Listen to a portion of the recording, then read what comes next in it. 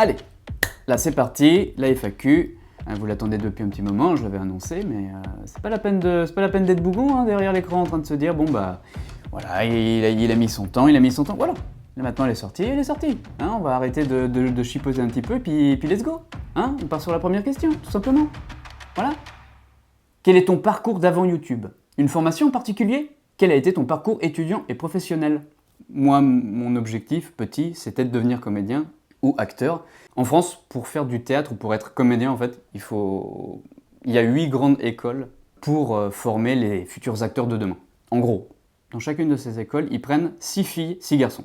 J'ai réussi à rentrer dans une de ces écoles. Après voilà, moi j'ai réalisé en quelque sorte mon rêve petit de devenir comédien, de devenir acteur, et de rentrer et de faire une formation digne de ce nom pour devenir comédien. Aujourd'hui, je suis comédien. Aujourd'hui, c'est mon métier. En plus de faire des vidéos sur YouTube, c'est mon travail. Et j'ai été formé pendant 3 ans, du coup, dans cette école qui s'appelle l'ENSAT. Juste après la sortie de cette école, de l'ENSAT, j'ai fait énormément de théâtre en tant que professionnel. Je passais des auditions, réussissais, des fois ça ne marchait pas du tout. D'autres fois, on t'appelle et on vient te chercher parce qu'on t'a vu dans un rôle. Et donc voilà, ça c'était un peu mon parcours post-ENSAT. Comment t'es venue cette passion pour l'imitation et le doublage? Et depuis petit, parce que petit, comme beaucoup d'entre vous j'imagine, on regarde des films forcément en VF. Et la VF m'a énormément touché parce que je crois que j'ai été capable très très vite de repérer des voix très similaires en me disant « Ah tiens, ce personnage-là, il a la même voix qu'un autre acteur. » Il y avait des particularités chez ces comédiens, c'était des grains de voix, des timbres un peu particuliers qui m'attiraient énormément. Je me souviens être sorti des salles de cinéma, en l'occurrence, je crois que c'était Pirates des Caraïbes, et j'étais allé le voir avec mon père, et on est sorti du cinéma, et instinctivement, je me suis mis à imiter le personnage qui a énormément de mimiques. Jack Sparrow, il a énormément de mimiques. Et à être sorti de la salle de cinéma en imitant, mais c'est comme un réflexe, vraiment, en imitant le personnage, et en imitant la voix, pas juste la gestuelle. C'était un semblant d'imitation, mais avec les intonations. Vous savez, quand il fait des mouvements de phrases, le doubleur, je parle vraiment de la VF, hein. Et il parle avec une façon d'accentuer certains mots, et d'autres, il les redescend. Et il fait certains mouvements de voix. Et en fait, toutes ces particularités, j'essayais de les choper avant d'avoir le grain de voix. Une fois qu'on devient plus âgé ou plus expérimenté, c'est une capacité supplémentaire qui vient se greffer à tiens, on a chopé le mouvement de la voix, le mouvement d'un personnage. Et par exemple, la voix de Tom Cruise ou alors de Tom Hanks, et je parle du doubleur, il va avoir une façon d'articuler les mots, une façon différente d'articuler les mots. Et tout ça, en fait, ça se repère, mais en écoutant des milliers de fois les VF. Et oui, les aficionados de la VO, plus jeunes, plus petits, j'ai eu ma phase VF qui m'a énormément aidé à développer, en l'occurrence, l'imitation et mon amour pour le doublage. Combien de temps entre l'idée d'une vidéo et la vidéo finie? Je prends 1 semaine en général pour faire une vidéo. Une bonne semaine. Les vidéos, par exemple, prenons une vidéo type bande-annonce, une journée qui est consacrée à développer l'idée, une journée ou plutôt une matinée à essayer de chercher les rushs, une après-midi on pourrait se dire, allez, je fais du montage, je mets les rushs un par un sur ma bande et je viens coller ma voix ou appliquer ma voix, créer du doublage. Et le lendemain, généralement c'est le lendemain où je me dis tiens, donc je revois la vidéo plusieurs fois en me disant putain ça marche bien ou alors pas du tout, c'est horrible, ça marche pas, alors que l'idée était chouette. Et peu importe, voilà, une fois que la vidéo est créée où je me dis tiens ça tient vachement bien la route, c'est très drôle, c'est appliqué, voilà je termine la vidéo avec des petits effets, des petites choses. S'il y a un couteau par exemple, je vais chercher un bruit de couteau dans ma banque de sons, et on va le faire durer un peu plus longtemps. Tiens, ça crée un effet supplémentaire, ça crée de la diversité, de la variation directement dans la vidéo. Phase finale, je fais du traitement de son, donc j'augmente le timbre de ma voix en fonction de la musique. Donc voilà, je crée des niveaux, je fais du traitement sonore, et je complète la vidéo comme ça. Possible d'expliquer l'envers du décor? Tout à fait. Alors l'envers du décor, c'est je suis tout seul pour faire les vidéos. face à mon bureau la plupart du temps. C'est des heures passées à aller chercher des rushs, à essayer de d'écrire des choses, à passer du temps, mais principalement vraiment devant son ordi en train de se dire bon, quel est l'enjeu du personnage, qu'est-ce que j'ai envie de développer, est-ce que j'ai envie de me mettre dans la vidéo. Parfois je passe une journée où je me dis ok, je vais alimenter ma banque de sons pour me faciliter la tâche parce que la prochaine vidéo, j'ai envie que ce soit une vidéo où on ait des armes type médiéval. Donc soit je suis là avec mon micro en train de déguiser des couteaux, soit je vais chercher directement des sons, j'alimente tout ça. Et ça devient une journée de travail où je suis en train de construire ma bibliothèque de sons pour la prochaine vidéo. Et voilà, bon ça c'est l'envers du décor vite fait, mais sinon c'est moi devant l'ordi, tout seul en train de faire la vidéo. C'est moins funky, hein, c'est moins cool, mais c'est beaucoup de plaisir, rassurez-vous. Comment opérez-vous pour la sonorisation, bruitage notamment? Si c'est une base de données connue, pouvez-vous donner la référence? Alors, comme je viens de le dire, j'ai une banque de sons sur lequel, si par exemple il me faut une explosion, je vais chercher dans explosion. J'ai 4-5 sons avec lesquels je peux faire énormément de choses. Enfin voilà, je bidouille en vrai. Je bidouille, je prends des sons, je les travaille, je les tords, je construis ma propre banque de sons. Et moi je fais ça sur le logiciel que j'utilise pour le montage.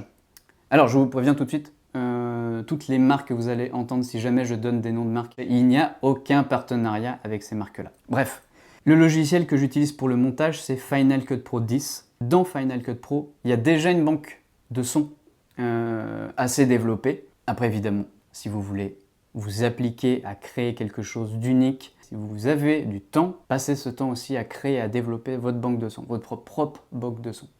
Si tu devais choisir un personnage, quel serait ton coup de cœur à avoir doublé et pourquoi? Un personnage? Moi je dirais plutôt un acteur. Pour répondre à la question, je vais prendre un acteur. Et c'est un acteur dont j'arrive très bien à imiter la voix française. Le comédien doubleur, c'est Damien Witeka et l'acteur, c'est DiCaprio.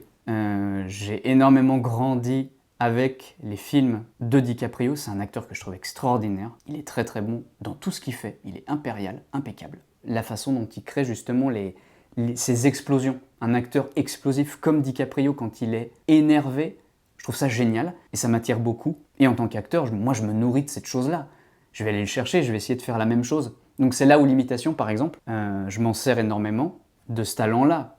Je vais aller chercher, tiens, comment lui il produit cet effet-là, est-ce qu'il explose d'un coup, est-ce que c'est crescendo? C'est des acteurs si talentueux qu'on a envie d'accéder aussi, quand on fait ce métier-là, à quelque chose de très très proche et on va s'en servir, on va se saisir de ça. Par exemple, Joaquin Phoenix, quand il fait le Joker, il va chercher le monstrueux et instinctivement, en tant que comédien, on a envie d'aller vers ces personnages-là, les plus attirants. Le monstre, au cinéma, il est attirant pour nous, spectateurs. Et en tant que comédien, il est encore plus attirant parce qu'on se dit j'ai envie de saisir une partie de ce personnage et de le montrer et de le faire mien aussi. C'est passionnant, quelqu'un qui joue le monstre. Dans Breaking Bad, Walter White, il est terrifiant, il est monstrueux, il a une palette de jeux absolument incroyable. On a envie d'aller chercher ce truc-là, c'est ça qui nous attire. C'est le timbre de voix à un moment donné dans cette scène. Pour le travail de comédien, on a envie d'accéder à ce que l'acteur propose de meilleur. Et ce qu'il propose de meilleur, ce sera toujours dans la voix originale, la version originale. Je pense aussi au personnage de Retour vers le futur, Doc Brown, Emmett Brown, doublé en français par Pierre Athey, extraordinaire monsieur, qui a fait aussi la voix du Joker dans le dessin animé de Batman. J'adore cette voix, ce comédien de doublage absolument incroyable.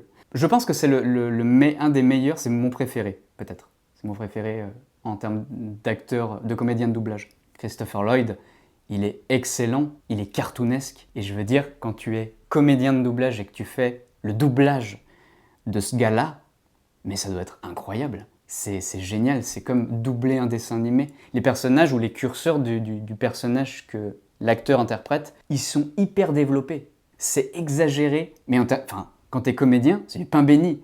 Tu vas le chercher ce truc-là, t'as envie de le prendre. Et du coup, tu t'en saisis et tu te dis, mais c'est génial, moi je pourrais passer des journées à essayer d'imiter la voix de Pierre Athey qui double Christopher Lloyd dans n'importe lequel de ses rôles. Je trouve ça génial. Voilà, c'est les deux grands noms que je pourrais donner pour cette question. Ah, il y a un doubleur aussi que j'aime beaucoup. Pardon. C'est le doubleur de Ragnar Lodbrok dans Vikings. Et c'est celui qui fait Rocket dans les Avengers, qui fait aussi Loki dans les Avengers, il en fait deux, hein. Et qui fait aussi Bradley Cooper, et qui parle avec une espèce de voix comme ça. Et j'adore le timbre qu'il a, parce qu'il a des expressions et des variations de voix qui sont tout à fait étonnantes. Et j'essaie de l'imiter le mieux possible, et j'adore sa voix. Je crois que c'est la voix que je préfère dans les VF. Je la trouve tout à fait caractéristique, elle est très attirante. Je la trouve vraiment très attirante, et je suis très fier de pouvoir arriver à l'imiter plus ou moins. Elle est vraiment incroyable. Et j'adore ce doubleur, bravo. De qui est-ce que tu t'inspires en termes d'humour et de montage vidéo? J'ai baigné dans l'univers des Simpsons, de la saison 1 à la saison 15, parce que, qu'on soit bien d'accord, les Simpsons, ça s'arrête à la saison 15.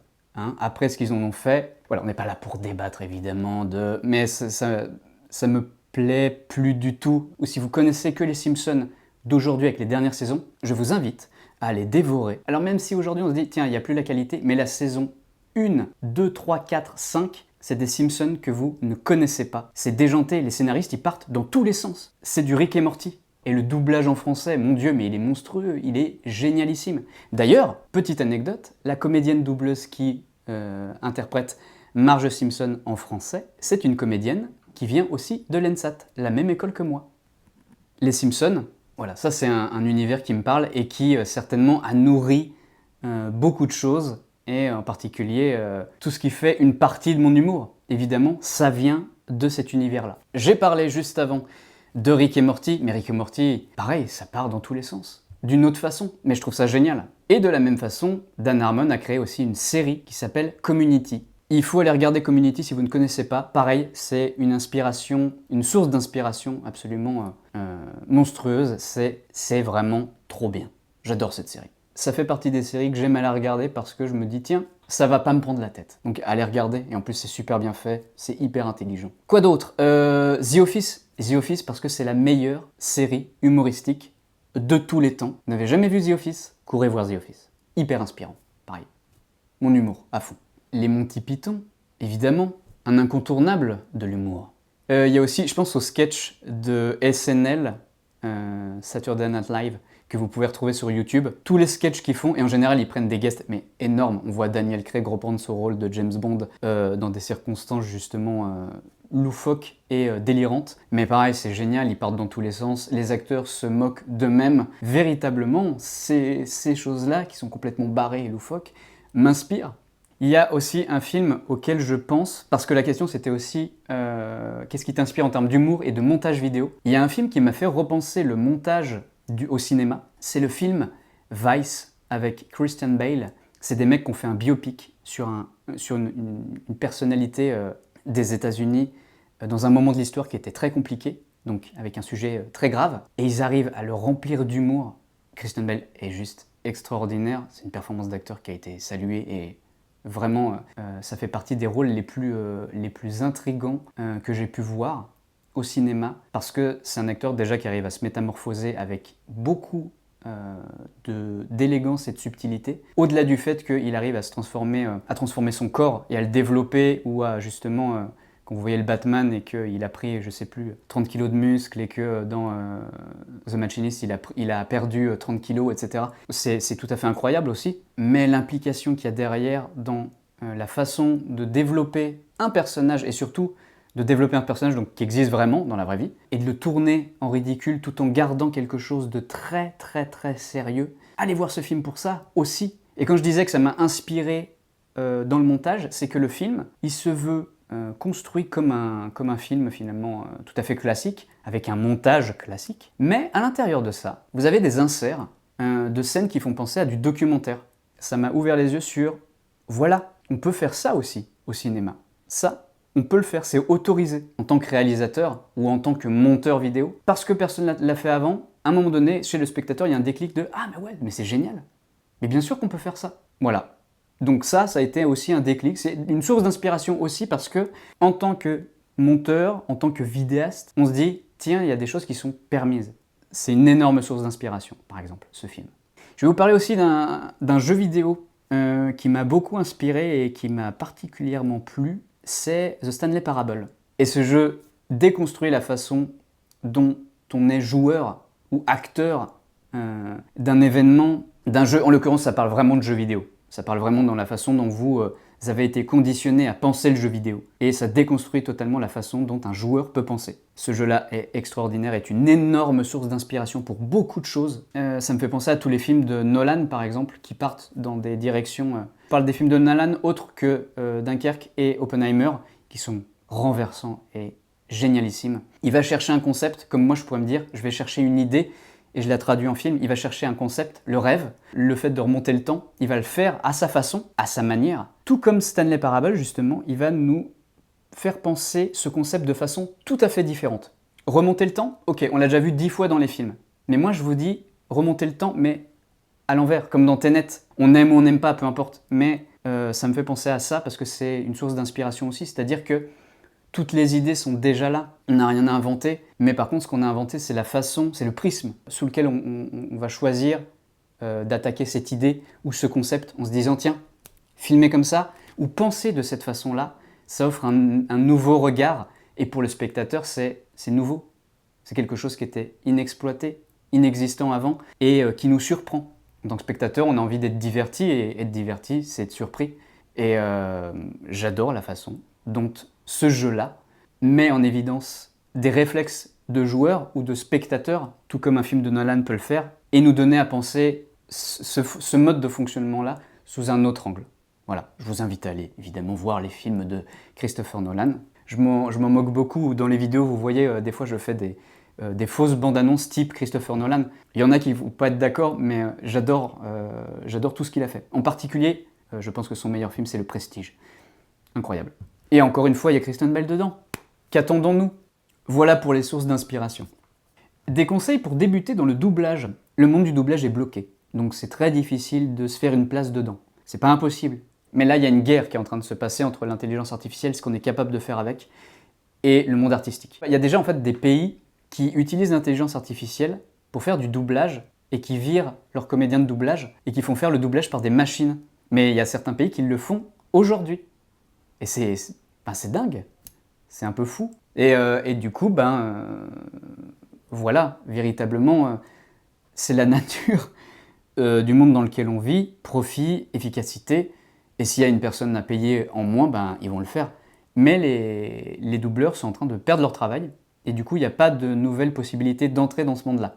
Bref, tu vas mettre d'autres voix que la tienne dans les vidéos? Il y a déjà une actrice avec qui je travaille, que j'ai connue à l'école, à l'ENSAT, parce que je ne sais pas imiter, et je n'oserais pas imiter des voix féminines, et du coup j'ai fait appel à cette actrice. Donc oui, il y a déjà des voix d'autres personnes. Et il y en aura d'autres certainement, bien sûr.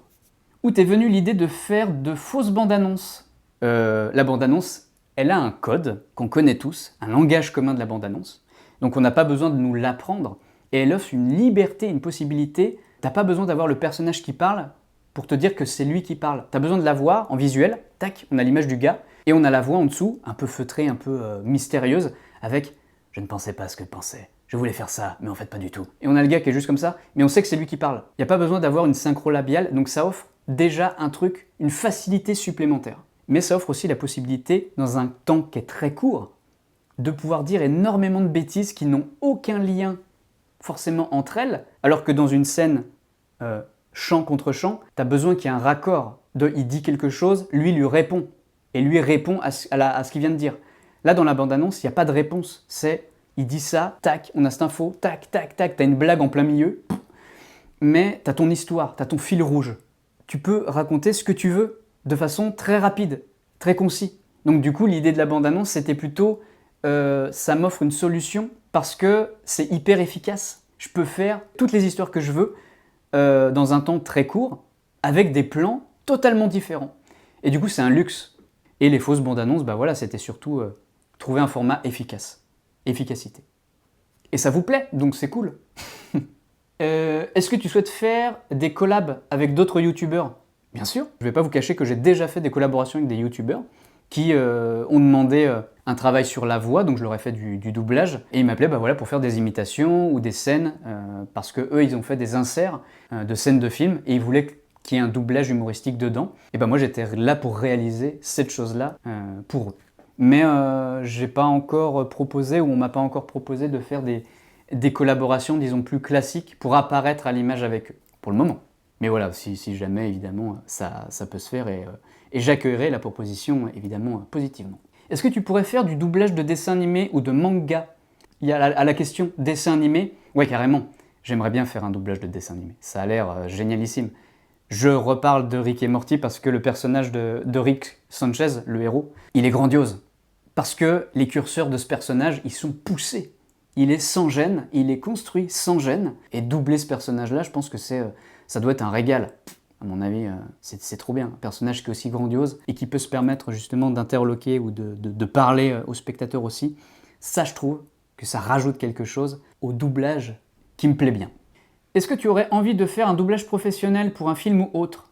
Donc il y a quelques temps, j'aurais dit oui. Mais aujourd'hui, je trouve beaucoup de liberté à faire ce que je fais, dans ce que je produis et dans ce que je vous propose dans les vidéos. Ça me plaît énormément et je pense que j'ai plus envie de faire un film, de le créer véritablement, mais parce que j'ai un besoin de comédien aussi, d'acteur, qui a envie de s'exprimer et de me dire, voilà, j'ai aussi envie de jouer devant la caméra, j'ai aussi envie de le proposer au public, qui repère mon talent, ou qui se disent, putain, ce mec-là, il arrive aussi, il double, et en plus il joue, et j'aime bien ce qu'il dégage, j'aime bien ça. C'est très compliqué aussi pour moi de me montrer à l'écran, de montrer à l'image, parce que on est maître plus ou moins de son image, et sur Internet, on devient très vulnérable, très très vite. Et comme je peux être aussi, je peux avoir ce caractère très sensible, j'ai eu beaucoup de mal avant de mettre ma tronche sur Internet et de la cultiver, de l'alimenter sur YouTube et de me dire, voilà, il y a des gens qui vont avoir des bons retours et qui vont me dire, putain, c'est chouette ce que tu fais, etc. Il y aura toujours des gens qui ne seront pas d'accord ou qui n'aimeront pas et qui, pareil, on est sur Internet.